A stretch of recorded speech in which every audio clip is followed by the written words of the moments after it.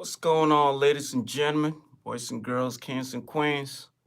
It's your boy Mike O in the building, and it's a sad day in America. So let's talk about it. Excuse me while I adjust my camera a little bit and make sure everybody can see me right. If you see any problem with this, just let me know, and I'll fix it. All right, 1 second, guys. Here we go.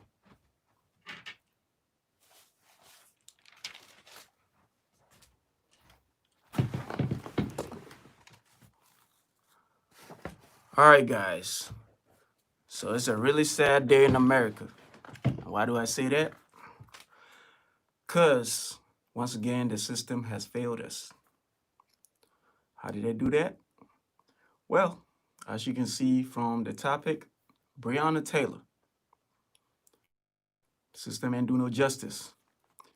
So, the fight is not over. The marathon continues. All right? So, why am I on this platform talking about Breonna Taylor? Well, I tried to do it on Facebook, and it got rejected. I tried to run a simple ad of Breonna Taylor with a hands up like this, saying, say her name, hashtag Breonna Taylor. And it got rejected. So I'm bringing it to Facebook. Hopefully we'll be able to have a conversation. All right. All right. So let's get started. All right. So there's too many voices out there. There's too many people out there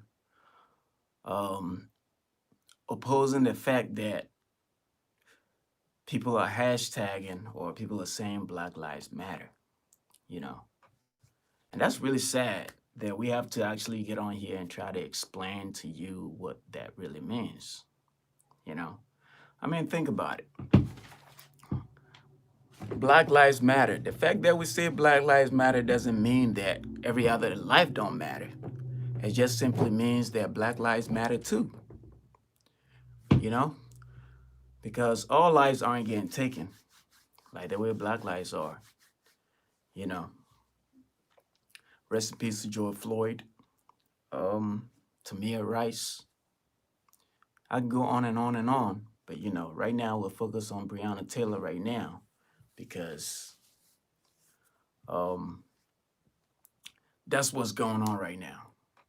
And I think her and her family deserves justice. And justice is not being served. So the fight is not over. We're going to keep fighting until justice is served. You know, Breonna Taylor. So it's a sin in America to be in your own home for somebody to obtain a no-knock warrant to come to your house and shoot you dead.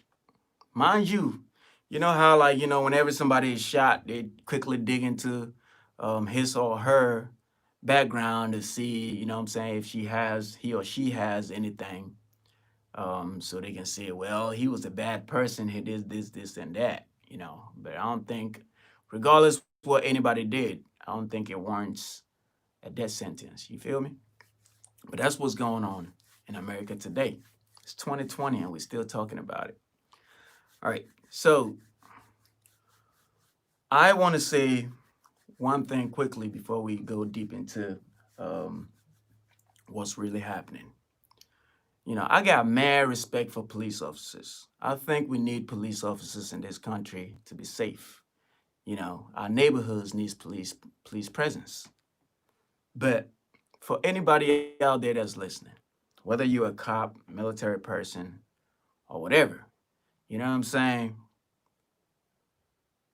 If you grew up in a neighborhood where you don't have any black friends, or you went to a school that's very segregated, i.e., you can't count the number of black people in your school on one finger, then if you choose to be a police, I personally believe that you should go through a process to get detoxed.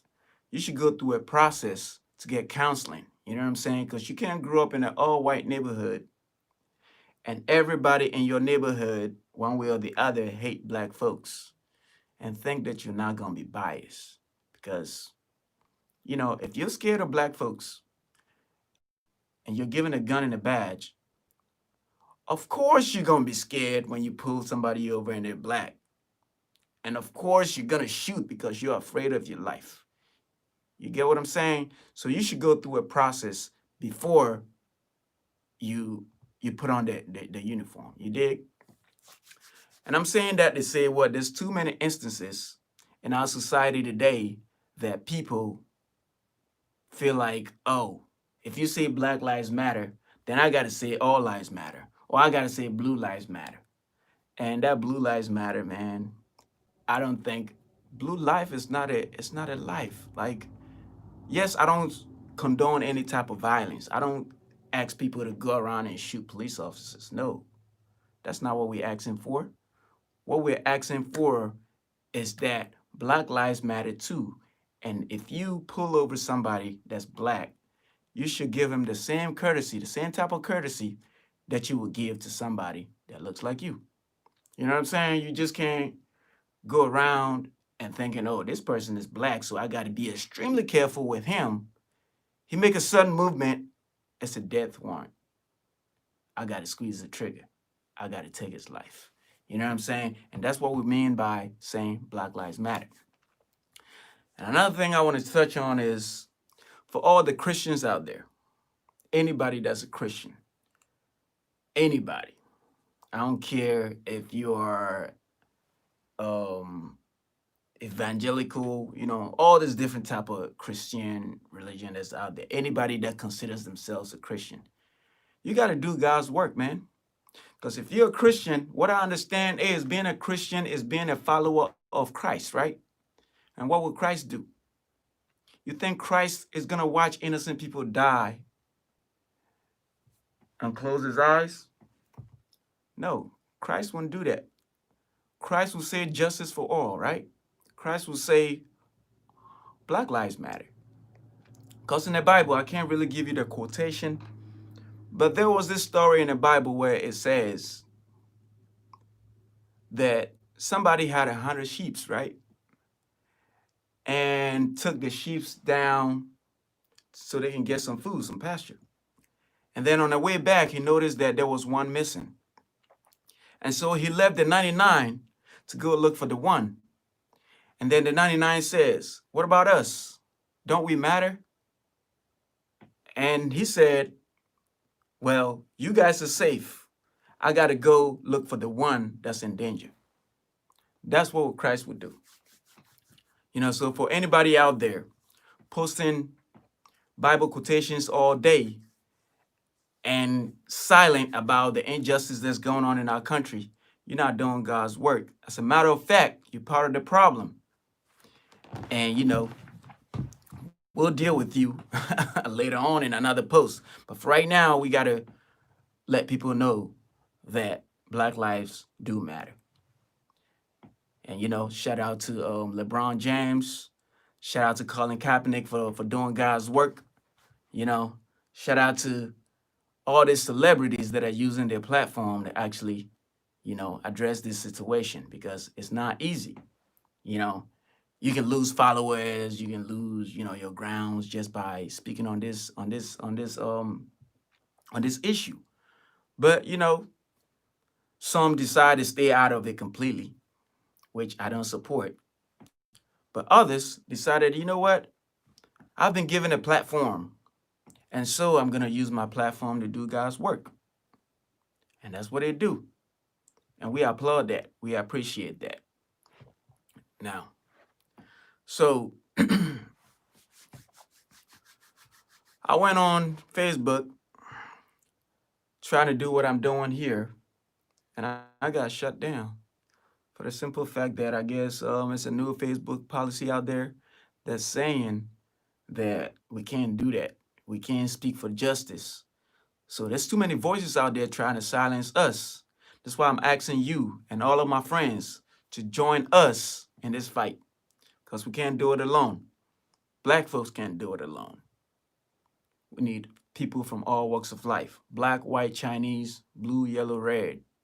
Join in and let's protest. Peaceful protest, because a lot of times when you talk about protest, they're trying to highlight certain elements, people looting or other stuff that's really happening, and that is not protest. Looting is not protest.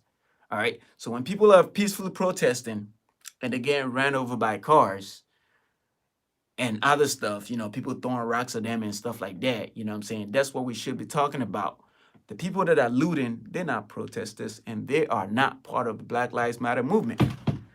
So please stop associating those looters with the Black Lives Matter. I'm all for Black Lives Matter, but I'm against looting and violence. All right. So, ladies and gentlemen, let's pay attention to what's going on and let's demand justice. Let's demand justice for Breonna Taylor, demand justice for George Floyd, and everybody that suffered the consequences, beforehand. We can go way back to Tamir Rice. What was the kid that was going to get some Skittles in a hoodie that was shot by George Zimmerman? Um, Trayvon Martin. You know what I'm saying? We can't forget that. We can't forget the fact that somebody was selling loose cigarettes in the corner of the street, and that cost him his life. You know what I'm saying? We can't forget the fact that you can drive down the neighborhood and get pulled over because you don't look like the type of person or you don't look like the people that live in that particular neighborhood. That happened to me personally. All right, so I'll tell you a story. So one time I think that was in Wilmington, North Carolina.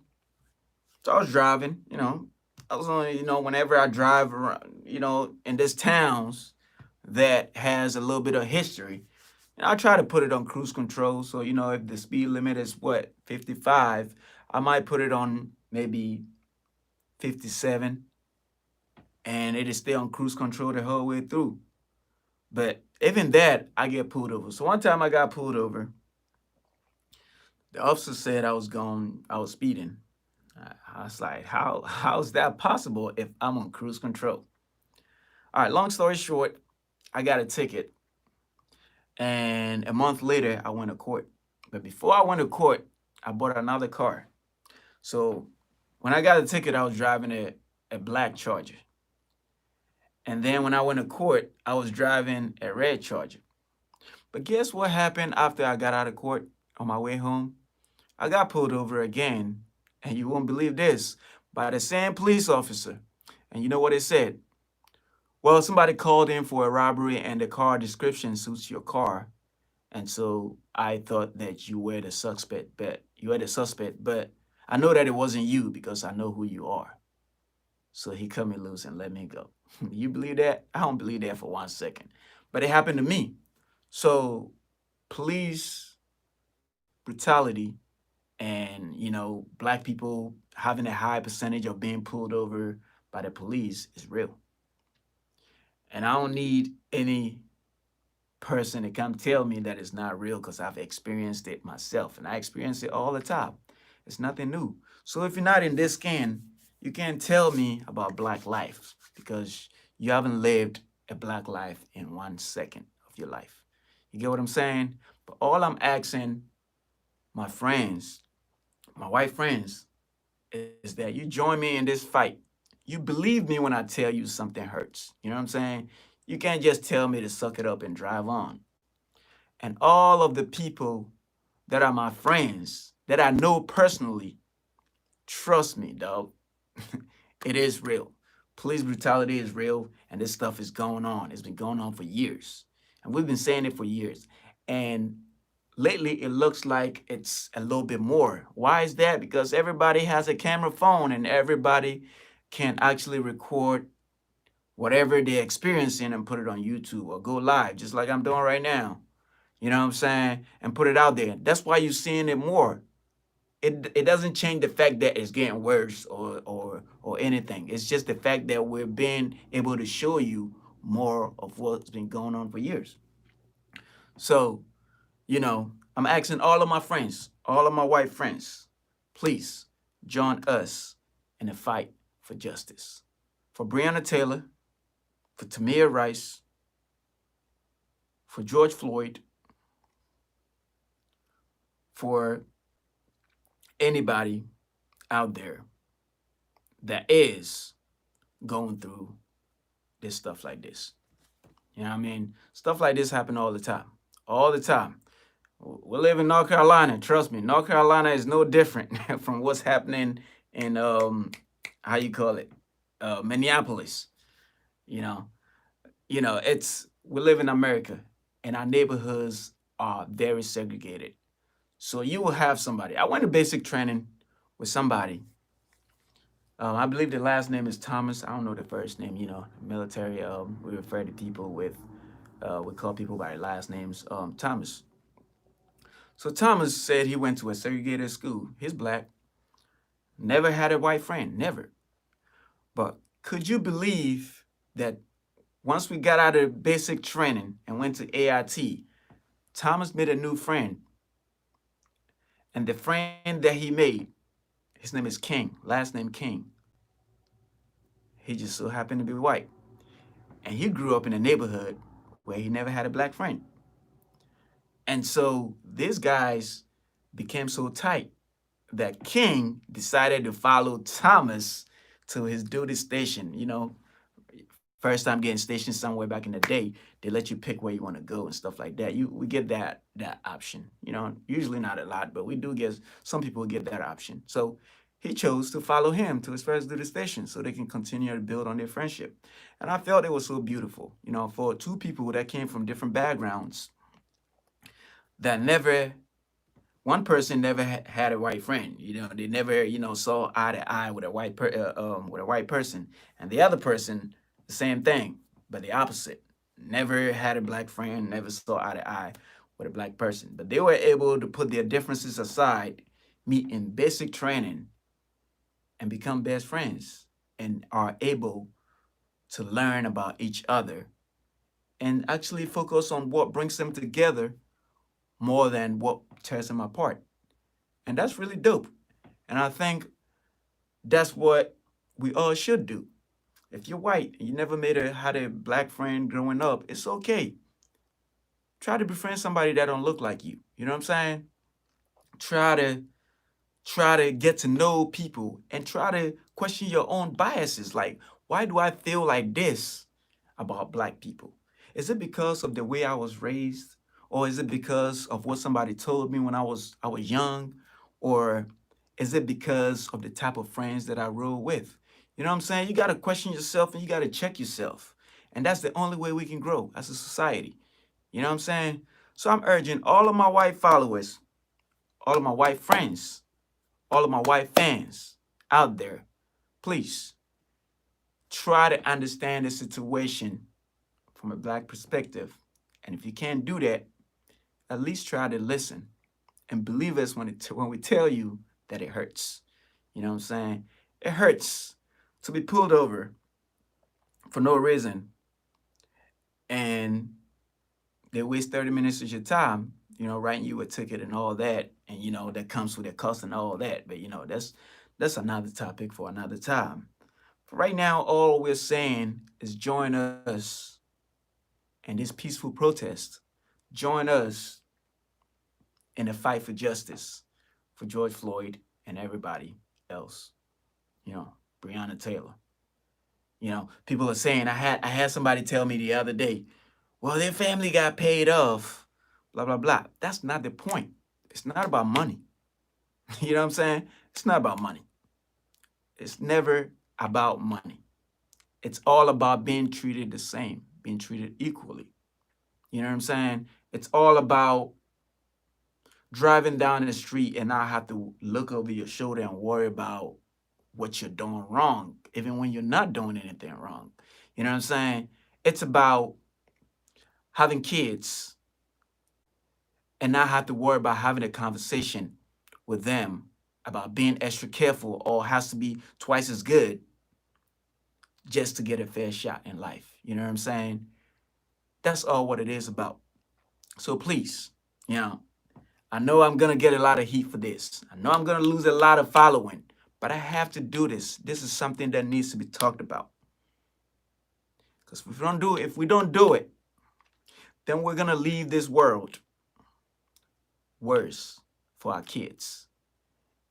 And they're going to leave this world worse for their kids. And the problem will just go on and on and on, and it will never be fixed. So my goal is, if you're white, or any other race for that matter, please, please join us in this fight, and let's fight for justice for Breonna Taylor. All right, guys. Thanks for watching.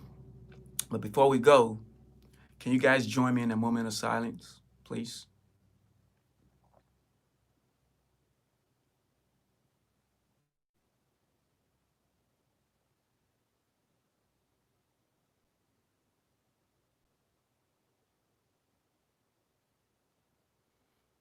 Okay. Thank you very much. As always, I am, you are, we are MoNation. Thanks for being here. Thank you.